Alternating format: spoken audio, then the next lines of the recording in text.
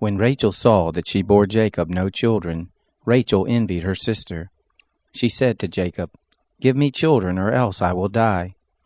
Jacob's anger was kindled against Rachel, and he said, "Am I in God's place, who has withheld from you the fruit of the womb?"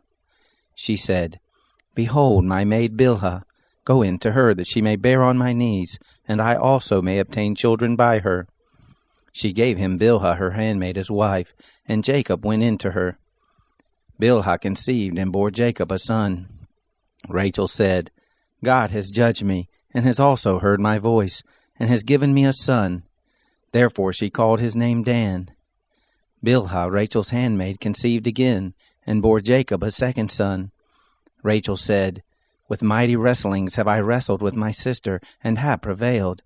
She named him Naphtali. When Leah saw that she had finished bearing, she took Zilpah her handmaid, and gave her to Jacob as a wife. Zilpah, Leah's handmaid, bore Jacob a son. Leah said, "How fortunate!" She named him Gad. Zilpah, Leah's handmaid, bore Jacob a second son. Leah said, "Happy am I, for the daughters will call me happy." She named him Asher. Reuben went in the days of the wheat harvest and found mandrakes in the field, and brought them to his mother Leah. Then Rachel said to Leah, "Please give me some of your son's mandrakes." She said to her, "Is it a small matter that you have taken away my husband? Would you take away my son's mandrakes also?" Rachel said, "Therefore he will lie with you tonight for your son's mandrakes." Jacob came from the field in the evening, and Leah went out to meet him and said, "You must come in to me, for I have surely hired you with my son's mandrakes." He lay with her that night. God listened to Leah, and she conceived and bore Jacob a fifth son. Leah said, "God has given me my hire, because I gave my handmaid to my husband." She named him Issachar. Leah conceived again and bore a sixth son to Jacob. Leah said, "God has endowed me with a good dowry. Now my husband will live with me, because I have borne him 6 sons. She named him Zebulun. Afterwards she bore a daughter, and named her Dinah. God remembered Rachel, and God listened to her and opened her womb. She conceived, bore a son, and said, "God has taken away my reproach." She named him Joseph, saying, "May the Lord add another son to me." It happened when Rachel had borne Joseph, that Jacob said to Laban, "Send me away, that I may go to my own place and to my own country. Give me my wives and my children, for whom I have served you, and let me go. For you know my service with which I have served you." Laban said to him, "If now I have found favor in your eyes, stay here, for I have divined that the Lord has blessed me for your sake." He said, "Appoint me your wages, and I will give it." He said to him, "You know how I have served you, and how your cattle have fared with me. For it was little which you had before I came, and it is increased to a multitude. The Lord has blessed you wherever I turned. Now when will I provide for my own house also?" He said, "What shall I give you?" Jacob said, "You shall not give me anything. If you will do this thing for me, I will again feed your flock and keep it.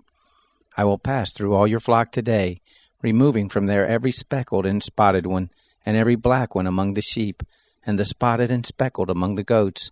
This will be my hire. So my righteousness will answer for me hereafter when you come concerning my hire that is before you. Every one that is not speckled and spotted among the goats, and black among the sheep, that might be with me, will be counted stolen." Laban said, "Behold, I desire it to be according to your word." That day he removed the male goats that were streaked and spotted, and all the female goats that were speckled and spotted, every one that had white in it, and all the black ones among the sheep, and gave them into the hand of his sons. He set 3 days' journey between himself and Jacob fed the rest of Laban's flocks. Jacob took to himself rods of fresh poplar, almond, plane tree, peeled white streaks in them, and made the white appear which was in the rods. He set the rods which he had peeled opposite the flocks in the gutters and the watering troughs where the flocks came to drink. They conceived when they came to drink. The flocks conceived before the rods, and the flocks brought forth streaked, speckled, and spotted. Jacob separated the lambs, and set the faces of the flocks toward the streaked, and all the black in the flock of Laban, and he put his own droves apart. and didn't put them into Laban's flock. It happened, whenever the stronger of the flock conceived, that Jacob laid the rods before the eyes of the flock in the gutters, that they might conceive among the rods. But when the flock were feeble, he didn't put them in. So the feebler were Laban's, and the stronger Jacob's. The man increased exceedingly, and had large flocks, maidservants and menservants, and camels and donkeys.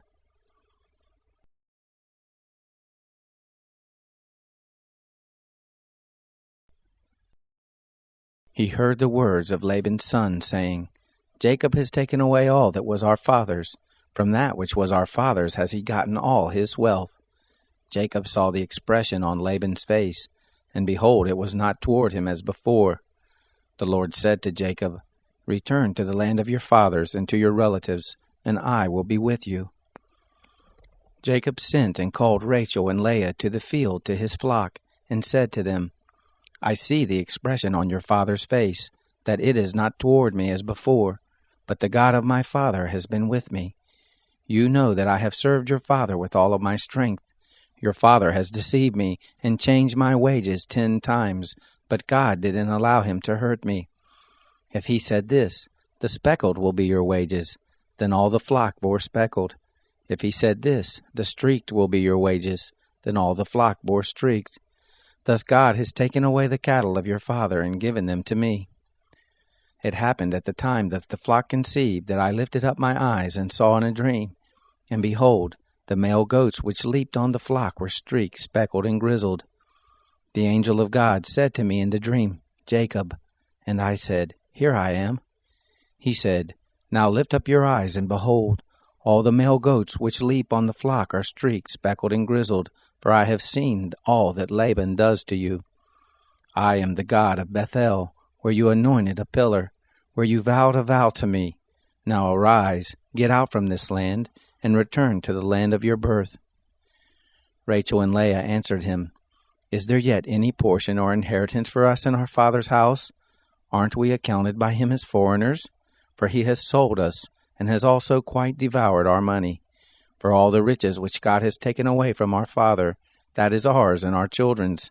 Now then, whatever God has said to you, do. Then Jacob rose up and set his sons and his wives on the camels, and he carried away all his cattle, and all his substance which he had gathered, the cattle of his getting, which he had gathered in Padan Aram, to go to Isaac his father to the land of Canaan.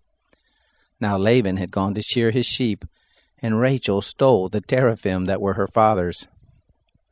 Jacob deceived Laban the Syrian, and that he didn't tell him that he was running away. So he fled with all that he had.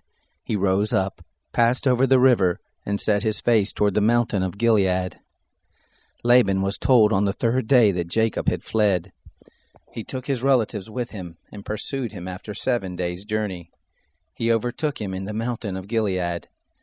God came to Laban the Syrian in a dream of the night, and said to him, Take heed to yourself that you don't speak to Jacob either good or bad. Laban caught up with Jacob. Now Jacob had pitched his tent in the mountain, and Laban with his relatives encamped in the mountain of Gilead. Laban said to Jacob, What have you done that you have deceived me, and carried away my daughters like captives of the sword? Why did you flee secretly and deceive me, and didn't tell me, that I might have sent you away with mirth, and with songs, with tambourine, and with harp, and didn't allow me to kiss my sons and my daughters? Now have you done foolishly. It is in the power of my hand to hurt you, but the God of your father spoke to me last night, saying, Take heed to yourself that you don't speak to Jacob either good or bad. Now you want to be gone, because you longed after your father's house. But why have you stolen my gods? Jacob answered Laban, Because I was afraid, for I said, Lest you should take your daughters from me by force. With whoever you find your gods, he shall not live.